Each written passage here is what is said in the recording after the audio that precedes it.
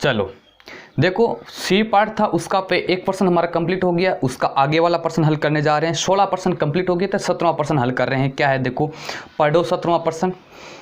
यदि किसी समांतर श्रेणी का दूसरा व तीसरा पद क्रम से 3 और 5 हो तो इसके प्रथम 20 पदों का योगफल ज्ञात कीजिए। देखो 2018 का जो पेपर आया उसमें क्या किया है कि हूबहू वही प्रश्न है, लेकिन संख्याओं को चेंज किया है। ठीक है, तो ये भी आपका एक किताब का ही प्रश्न है, केवल संख्या चेंज की हुई है। प्रश्न नंबर 17 हल कैसे करेंगे, आपको जो दे रखा है वो लिख लो। प्रश्न में दे रखा है, आपको दिया गया दूसरा पद कितना दे रखा है 3 तथा तीसरा पद दे रखा है आपको 5।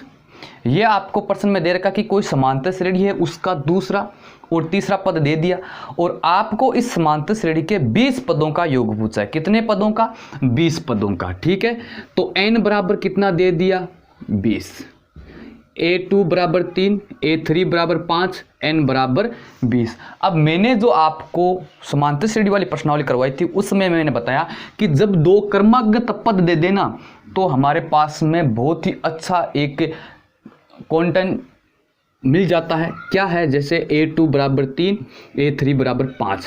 तो आपको पता है कि ये दोनों क्रमागत पद है, तो मैं यहाँ से क्या कर लूँ, सार व अंतर ज्ञात कर लूँ।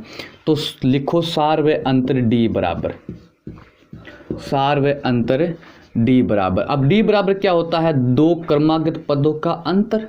तो क्रमागत पद एक 5 दे रखा और एक 3 दे रखा, घटा लो कितना आ गया 2। सार व अंतर कितना आ गया 2। अब जब मैं 20 पदों का योग ज्ञात करूंगा, 20 पदों का योग ज्ञात करूंगा, उस समय मुझे क्या चाहिए, n भी चाहिए, d भी चाहिए और a भी चाहिए। यानी प्रथम पद चाहिए, पदों की संख्या चाहिए, सार व अंतर चाहिए। पदों की संख्या सार व अंतर तो है, लेकिन प्रथम पद, अब प्रथम पद कैसे ज्ञात करेंगे, देखो लिखो प्रथम पद a बराबर। अब प्रथम पद कैसे ज्ञात करेंगे, देखो आपको पता है कि जैसे मान लो कि मुझे d ज्ञात करना है, तो d बराबर क्या होता है, A2 माइनस A1 होता है ना, दो क्रमागत पदों का योग। मुझे ये ज्ञात करना है, तो मैं इसको इधर ले आऊं तो A1 किसका हो जाएगा, प्लस का, A2 उधर है और d जाके उधर माइनस का हो जाएगा। यानी प्रथम पद का सूत्र क्या हो जाता है, A2 minus d, A2 minus d। समझ गए ना आप। तो यहाँ से क्या हो जाएगा, A2 माइनस d। अब A2 कितना है भाई, 3 देर का है, d आपके पास में है, घटा लो कितना आया 1। प्रथम पद कितना आ गया 1। अब आपको 20 पदों का योग ज्ञात करना है, सीधा सूत्र लगाओ। चूंकि Sn बराबर n/2 2a plus n minus 1 into D, यह आपने सूत्र लगा लिया। मान रख दो कितने पदों का ज्ञात करना है, 20 पदों का। तो n की जगह 20 बराबर इस n की जगह 20/2, 2 गुणा 1 का मान 1 आया, अभी ज्ञात किया। n का मान 20 माइनस 1 और d का मान कितना आया 2। कोई दिक्कत, सीधा मान रख दिया, हल कर लो भाई। देखो 20 में 2 का भाग कितनी बार गया, 10 बार। 2 को 1 से गुणा किया 2, प्लस 20 में से 1 जाएगा 19 और 19 को गुणा करेंगे 2 से, यानी 19 गुणा 2। ये कितना आया 10, 2 प्लस 19 को 2 से गुणा करो, 19 दुए 38। आगे हल कर लो, 10 गुणा 38 और 2 कितने हो गए 40, और 10 को 40 से गुणा करेंगे तो कितना आया 400। यही आपका आंसर है। यानी इस समांतर श्रेणी के 20 पदों का योग कितना आएगा, 400 आएगा। प्रश्न में देखो दे रखा है, उसके हिसाब से वो चीज़ें ज्ञात करो। आपको प्रश्न में जो चीज़ें दे रखी है उसके हिसाब से क्या ज्ञात करना है आपको, कि आपको 20 पदों का योग ज्ञात करना है। तो 20 पदों का योग का सूत्र क्या होता है, वो सूत्र अप्लाई करो। ठीक है, अब उस सूत्र के अंदर कौन कौन सी चीज़ें चाहिए, n आपके पास है, a आपने ज्ञात कर लिया, d आपने ज्ञात कर लिया, n आपको दिया हुआ है। ठीक है, तो जो चीज़ें आपको दे रखी है उसके हिसाब से आपको कौन सी चीज़ें ज्ञात करनी होगी जो आपको सूत्र में चाहिए। जैसे मुझे ये 3 चीज़ें दे रखी है और मुझे सूत्र में क्या चाहिए, n, तो n दिया हुआ है। a चाहिए, a मैंने ज्ञात कर लिया, d चाहिए, d मैंने ज्ञात कर लिया। ठीक है, तो ये आपका 17वां प्रश्न कंप्लीट हुआ। आगे देखो प्रश्न नंबर 18 पढ़ो क्या है। एक मीनार के आधार से 9 मीटर तथा 25 मीटर दूरी पर एक ही रेखा पर स्थित दो बिंदुओं से देखने पर मीनार के शिखर के उन्नयन कोण परस्पर पूर्व के मीनार की ऊंचाई ज्ञात कीजिए। बहुत ही अच्छा क्वेश्चन है। देखो क्या है, जैसे ये मीनार है, कोई ए बी मीनार है और उसकी एक की तरफ एक रेखा पर दो बिंदु है, दो बिंदु। एक तो है इसके आधार से कितना दूर है भाई, एक की दूरी दे रखी है आपको 9 मीटर, ठीक है। जैसे मान लो यहाँ पर सी बिंदु है, यहाँ पर डी बिंदु है और एक बिंदु की दे रखी है 25 मीटर। समझ में आया क्या है, ठीक है। यानी कि ए बी मीनार है, उसके एक तरफ 9 मीटर बिंदु और 25 मीटर दूर बिंदुओं से मीनार के शिखर के जो उन्नयन कोण है, एक तो ये कोण और एक डी पर बनने वाला कोण, ये कोण, ये दोनों कोण क्या है, पूरक कोण है। प्रश्न में क्या कह रहा है, पूरक कोण है। समझ में आया ना। आपको मीनार की ऊंचाई ज्ञात करना है। प्रश्न में क्या कह रहा है, समझ में आया। ये आपको 9 मीटर दे दिया, ये 25 मीटर दे दिया और ये दोनों कोण, कोण सी और कोण डी पूरक कोण है। पूरक का मतलब जैसे मान लो मैंने इसको माना थीटा, तो ये क्या आ जाएगा 90 माइनस थीटा। पूरे कोणों का मतलब होता है दोनों कोणों का योग कितना आना चाहिए 90। मैंने एक को थीटा माना, दूसरे को 90 माइनस थीटा माना, जोड़ूंगा तो थीटा से थीटा कटा कितना आया 90 आया ना। तो पूरे कोण हो गए। पूरे कोण का मतलब होता है दोनों कोणों का योग कितना होगा 90 डिग्री। समझ में आ गया। अब आपको क्या करना है, ये भी ज्ञात करना है। बहुत ही आसान प्रश्न है, कैसे करेंगे देखो। प्रश्न नंबर 18 हल है। अब आपने क्या माना, देखो माना ए बी मीनार है जिसके आधार से, आधार क्या हो गया बी हो गया, आधार से 9 मीटर व 25 मीटर दूरी पर दो बिंदु क्रम से सी व डी स्थित है। कोई दिक्कत, जो हमने प्रश्न में दे रखा, जो चित्र बनाया उसके हिसाब से मान लिया, अपनी लैंग्वेज में लिख लिया। अब आपको क्या लिखना है, बिंदु कोण ए मान लो, कोण सी बराबर थीटा है, इसलिए कोण डी बराबर क्या हो जाएगा 90 माइनस थीटा। ये बात समझ में आ गई ना। क्योंकि प्रश्न में कह रहा है कि ये दोनों कोण क्या है, पूरक कोण है, दोनों का योग कितना होगा 90 डिग्री होगा। मैंने इसको थीटा माना तो ये क्या हो गया 90 माइनस थीटा। अब क्या लिखेंगे, त्रिभुज ए बी सी में, ए बी सी में। अब मुझे इस ए बी सी में एक संक्रिया लगानी है। कौन सी संक्रिया लगानी है भाई, आपको क्या दे रखा है, बी सी दे रखा है। ये थीटा कोण है तो ये लंब है, लंब आपको ज्ञात करना है और बी सी आपको दे रखा है। तो थीटा के कोण थीटा के लिए मैं कौन सी संक्रिया लगाऊं, तो मैंने आपको पिछली क्लास में भी बताया था, हमेशा ध्यान रखो मेरे भाई कि आपको वही संक्रिया लगानी है जिसमें आपको दिया हुआ है और ज्ञात करना है। अब दिया हुआ है आपको आधार, ज्ञात करना है लंब। तो आधार और लंब की कौन सी संक्रिया है, न तो साइन लगाना है लंब बटा करण, न आपको कोस लगाना है आधार बटा करण, आपको क्या लगाना है लंब बटा आधार, टेन लगाना है। तो इसमें क्या लगाएंगे आप, टेन थीटा। टेन थीटा बराबर क्यों लगाया, समझ में आ गई। अब टेन थीटा बराबर क्या होता है लंब बटा आधार, तो लंब क्या है ए बी, तो ए बी बटा आधार है बी सी, बी सी।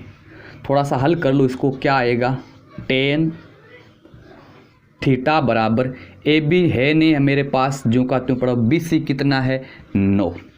ये समीकरण नंबर 1 लगा दो।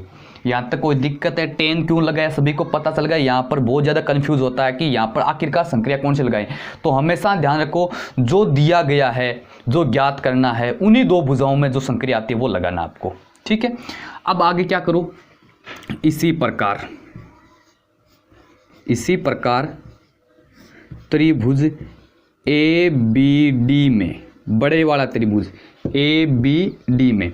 अब इसमें क्या है, आपको पता है कि आपको ए बी ज्ञात करना है और बी डी आपको दे रखा है 25। तो कौन सी संक्रिया लगाएंगे आप, 90 माइनस थीटा कोण है उसके लिए ए बी क्या है, लंब है और ये आधार है, तो लंब और आधार वाला लगाना, क्योंकि कर्ण से हमें कोई मतलब नहीं है। तो क्या लगाया भाई, टेन, अब यहाँ पर कोण क्या है 90 माइनस थीटा, 90 माइनस थीटा बराबर, अब टेन 90 माइनस थीटा के लिए सूत्र का क्या होगा, लंब बटा आधार, तो लंब क्या है ए बी बटा आधार क्या है बी डी। थोड़ा सा हल कर लो।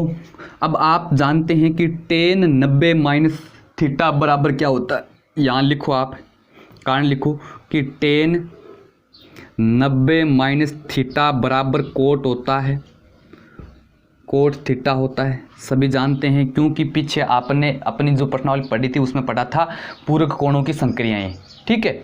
तो यहाँ मैं क्या लिख दूँ, टेन की जगह क्या लिख दूँ, cot theta, ten 90 minus theta बराबर क्या होता है कोट थीटा बराबर, ए बी है नहीं मेरे पास, ए बी को ज्यों का त्यों रख दो, बी डी कितनी है 25, ये समीकरण नंबर 2।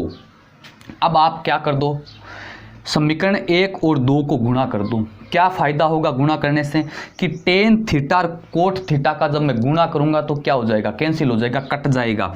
तो क्या लिखेंगे, 1 व 2 को गुणा करने पर, 1 व 2 को गुणा करने पर लिख दो भाई, 1 और 2 को गुणा करो तो इधर क्या है टेन थीटा गुणा इधर क्या है कोट थीटा बराबर, यहाँ ए बी बट्टा 9 गुणा इस समीकरण का ए बी बट्टा 25।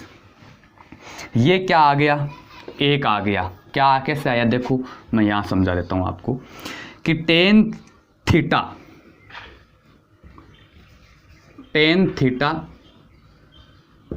और कोट को मैं क्या लिख दूँ, 1 बट्टा टेन थीटा बराबर, समझ में आ गया, टेन थीटा कोट थीटा को मैंने क्या लिख दिया 1 बट्टा टेन थीटा, इधर आ जाओ बराबर में क्या आएगा ए बी गुणा ए बी, यानी ए बी का स्क्वायर बट्टा 9 गुणा 25, इसको गुणा नहीं करना है, क्यों नहीं करना बताऊंगा। टेन थीटा से टेन थीटा कटा, बचा क्या 1 बराबर ए बी स्क्वायर बट्टा 9 गुणा 25। वज्र गुणा कर लो, वज्र गुणा करोगे तो क्या आएगा देखो, इस एक के नीचे 1 माना, 1 को ए बी स्क्वायर से गुणा किया तो ए बी स्क्वायर बराबर 9 गुणा 25 को 1 से गुणा किया तो क्या आया 9 गुणा 25। यहाँ पर आपको इनको गुणा मत कर देना, ठीक है, क्यों नहीं करना अब बताऊंगा। ए बी बराबर स्क्वायर जब हटाऊंगा तो उधर क्या लगेगा रूट, तो 9 गुणा 25 का रूट लगा, समझ में आ गया ना, 9 गुणा 25 का रूट लग गया। अब आपको पता है कि 9 का रूट कितना होता है 3 गुणा 25 का रूट कितना होता है 5। अब इनको गुणा कर लो, 5 तिया 15 मीटर, यानी इस ए बी की ऊंचाई कितनी आ गई 15 मीटर आ गई, समझ में आ गया ना। अब देखो अगर आप 25 और 9 को गुणा करोगे ना तो एक संख्या आएगी 225 का आपको वर्गमूल ज्ञात करना पड़ेगा, 15 आएगा।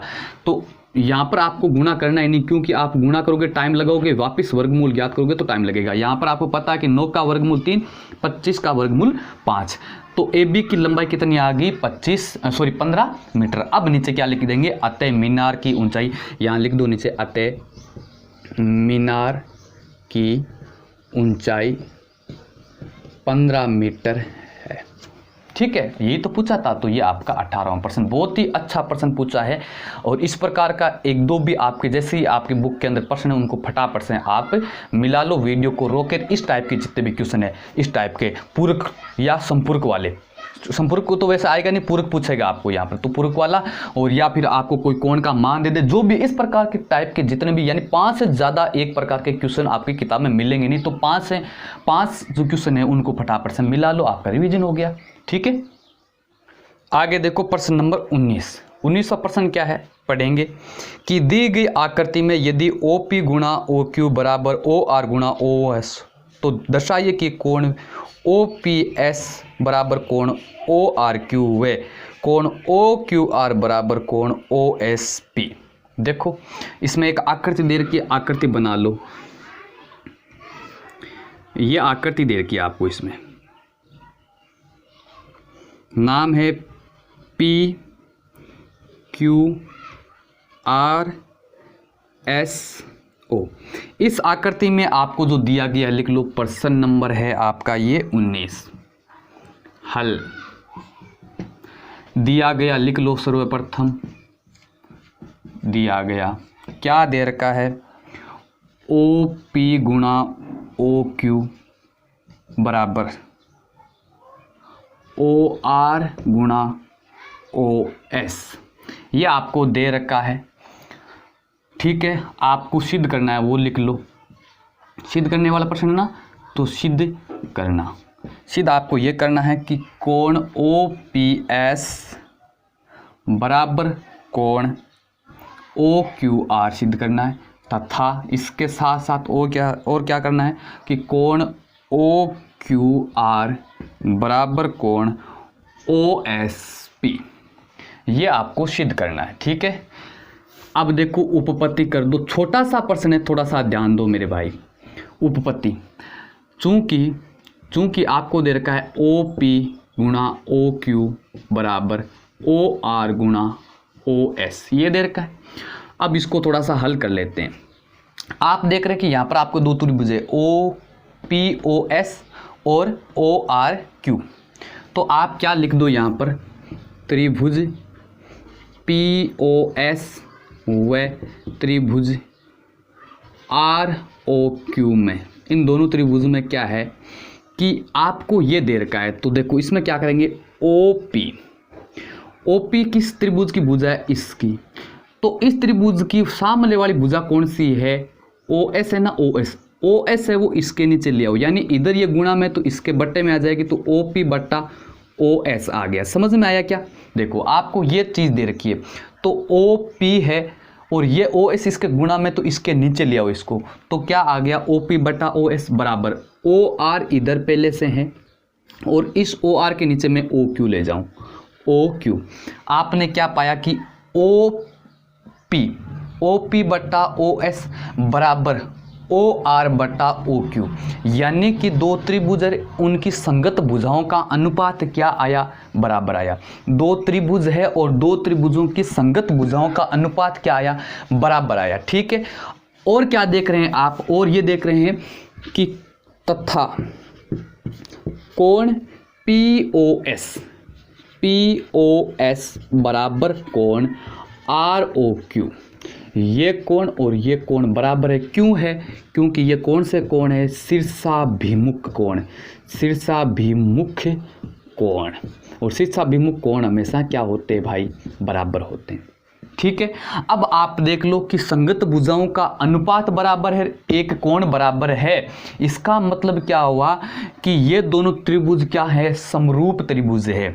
क्या है, समरूप। अतः त्रिभुज कौन से, POS समरूप है त्रिभुज ROQ। ये दोनों त्रिभुज एक दूसरे के क्या है, समरूप है, और समरूप त्रिभुजों के संगत कोण हमेशा क्या होते हैं भाई, बराबर होते हैं। इसलिए क्या हो जाएगा, यदि ये त्रिभुज दोनों समरूप है तो देखो कौन सा सिद्ध करना है, OPS, इसका ये त्रिभुज ये कोण और OQR ये कोण आपस में क्या होंगे, बराबर होंगे। अतः तो लिख दो OPS समरूप होगा OQR, तथा और क्या है, OQR आ रहा है इसमें, है ना। एक मिनट, प्रश्न को देख लेता हूं मैं, सिद्ध क्या करना है। देखो ORQ है, ये ORQ। देखो इसका संगत कोण ये है, ORQ वाला, इसका संगत ये है। ठीक है, तो यहाँ पर आप लिखो ये इसलिए कोण OPS बराबर कोण ORQ। देखो ये दोनों त्रिभुज समरूप है तो इनके संगत कोण होंगे क्या, बराबर, तथा कोण OQR बराबर कोण OSP, यही आंसर होगा। समझ में आ गया।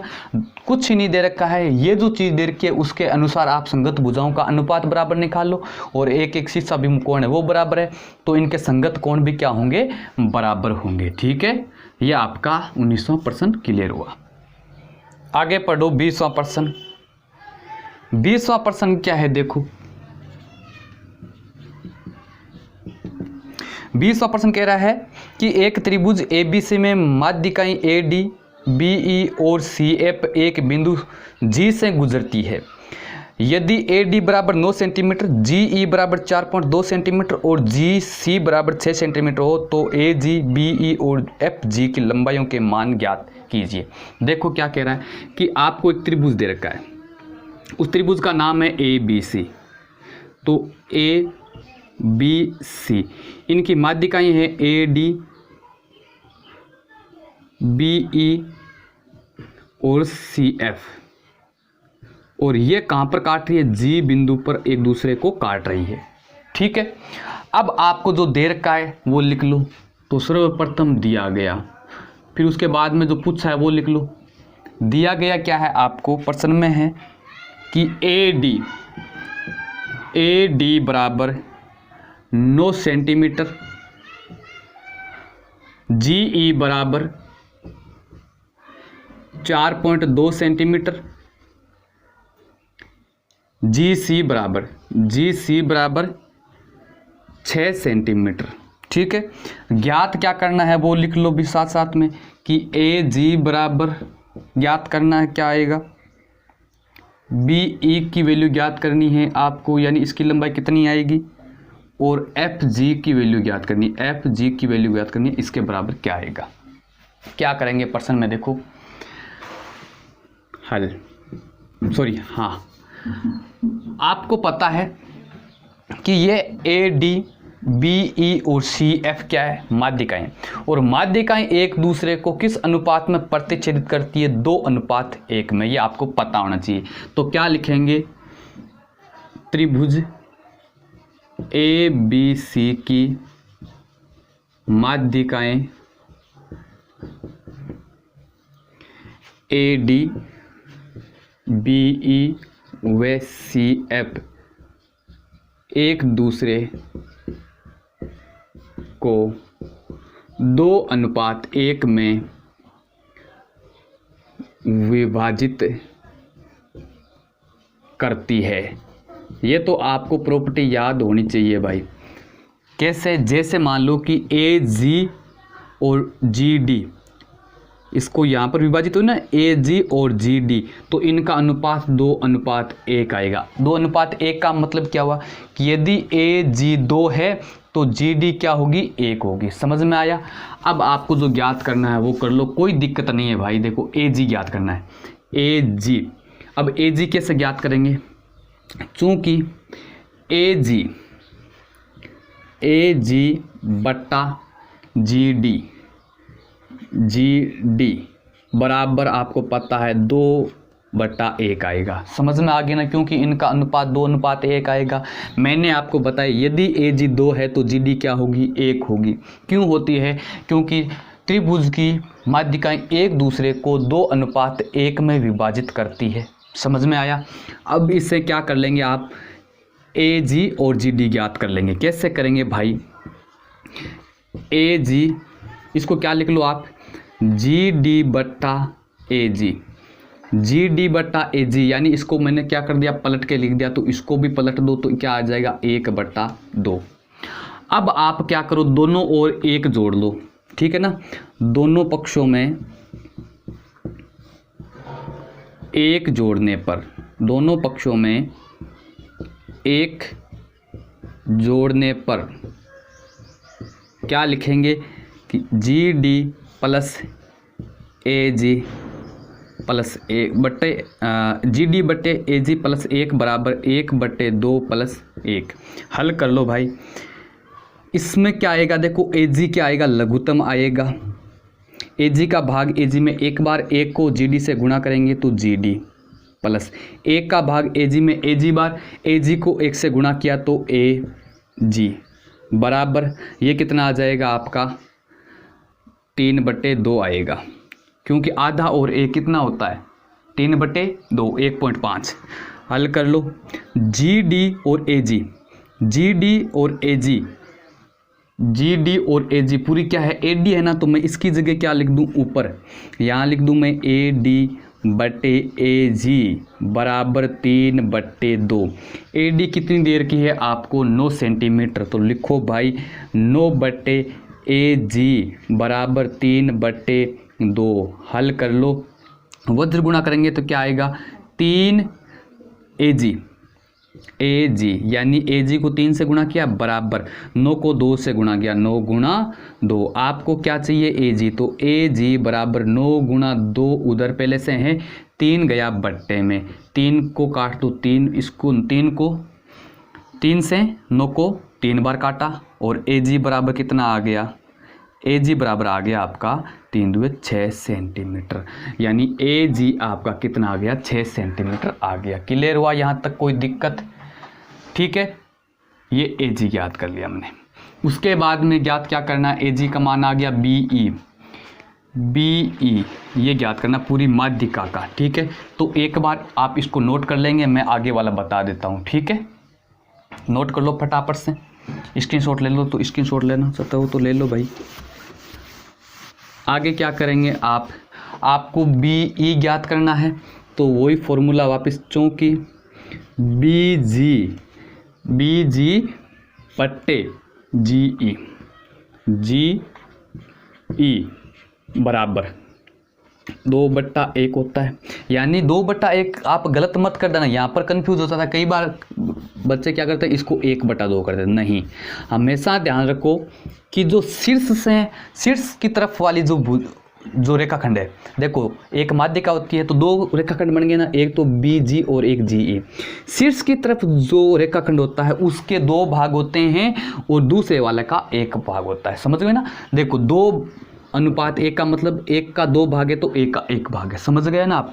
तो शीर्ष की ओर जो रेखाखंड होगा उसके हमेशा 2 भाग होते हैं, तो ध्यान रखो बी जी यही तो है शीर्ष की तरफ, तो उसके 2 भाग बट्टे जी ई रेखा की तरफ वाला भाग ये उसका 1 भाग है। ठीक है, आप देखो इसमें आपको क्या दे रखा है, बी जी में इसमें जी ई दे रखा है, आपको क्या दे रखा है जी ई दे रखा है, ये जी ई। तो क्या कर लो भाई बी जी बटे जी ई कितना दे रखा है 4.2 बराबर 2/1। हल कर लो भाई।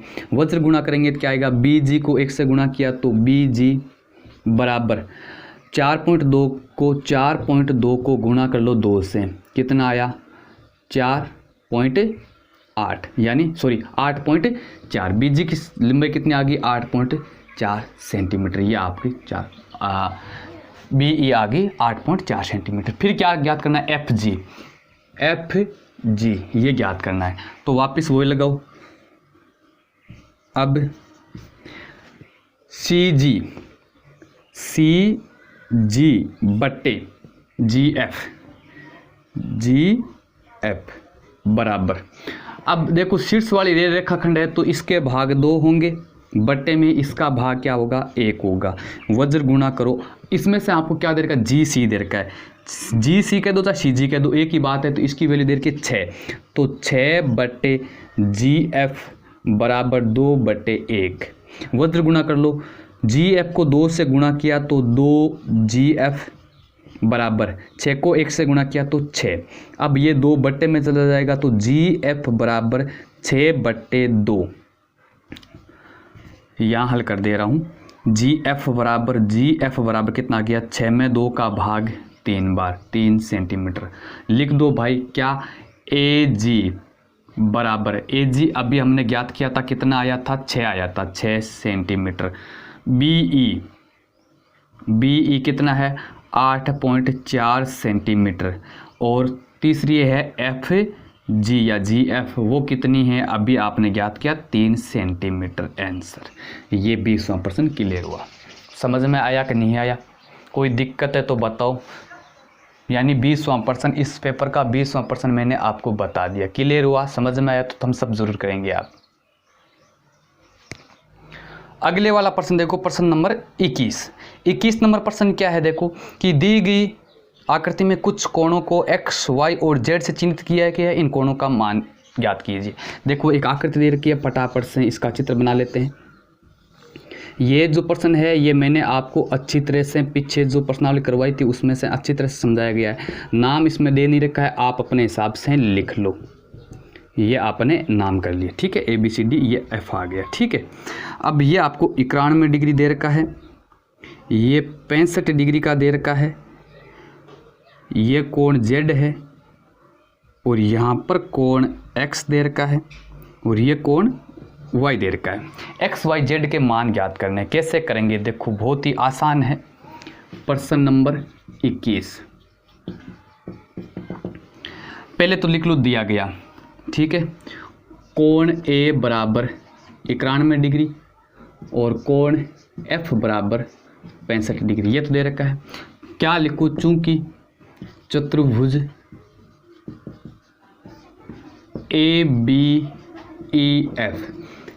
ABEF वर्त में बना है तो चक्रीय चतुर्भुज हो गया। इसी प्रकार वह कौन सा BCDE चक्रीय चतुर्भुज है। ये दोनों चतुर्भुज कौन से, चक्रीय चतुर्भुज है। और चक्रीय चतुर्भुज है तो चक्रीय चतुर्भुजों की प्रॉपर्टी आपको आनी चाहिए। चक्रीय चतुर्भुज है तो चक्रीय चतुर्भुजों की प्रॉपर्टी आपको आनी चाहिए। क्या होती है कि चक्रीय चतुर्भुज में सम्मुख कोणों का योग 180 डिग्री होता है। कोई बहिष्कोण है तो उसका मान किसके बराबर होता है, उसके अंतराभिमुख कोण के बराबर होता है। आप जानते हो सारे। तो क्या आएगा, देखो भाई, कोण A बराबर कोण X, कोण A बराबर कोण X आया। क्यों आया, कारण लिखेंगे कि बहिष्कोण, लिखो बहिष्कोण अंतराभिमुख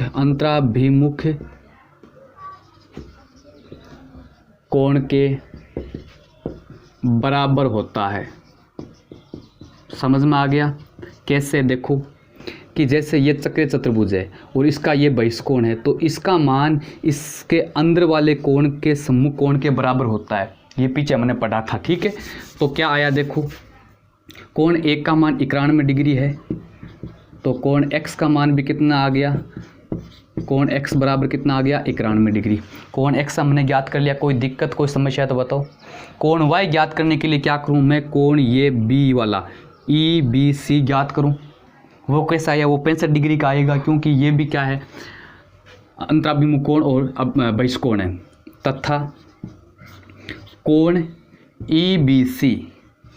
EBC बराबर कोण F, उसका भी कारण यही होगा, बहिष्कोण अंतराभिमुख कोण के बराबर होता है। तो क्या कर दो भाई, कोण EBC बराबर ये वाला कोण कितना आ गया, 65 डिग्री का। अब इन दोनों कोणों का योग कितना होता है, 180 डिग्री होता है, कोण B वाला और कोण Y, क्योंकि सम्मुख कोणों का योग कितना होता है, 180। किस में, चक्रीय चतुर्भुज में। चूंकि कोण EBC प्लस कोण Y बराबर 180 डिग्री, क्या लिखेंगे, सम्मुख कोणों का योग, सम्मुख कोणों का योग। क्लियर हुआ, कर दो। इसका मान अभी कितना आया, 65 डिग्री प्लस कोण Y बराबर 180 डिग्री। कोण Y बराबर 180 माइनस कोण 65, कोण 65 उधर जाके क्या हुआ, माइनस। कोण Y बराबर कितना हुआ, 180 में से 65 घटा लो, कितना बचा, 115 डिग्री। कोण Y का मान कितना आ गया, 115 डिग्री। अब कोण Z का मान ज्ञात करेंगे तो कोण, चूंकि कोण X प्लस कोण Z, कोण X प्लस कोण Z बराबर 180, क्योंकि ये चक्रीय चतुर्भुज है तो ये सम्मुख कोण होगी, सम्मुख कोणों का योग 180। हल कर लो, कोण X का मान कितना आया आपके पास, 91 डिग्री प्लस कोण Z बराबर 180 डिग्री, ठीक है। हल कर लो, कोण Z बराबर 180, ये 91 में जाके उधर माइनस का हुआ।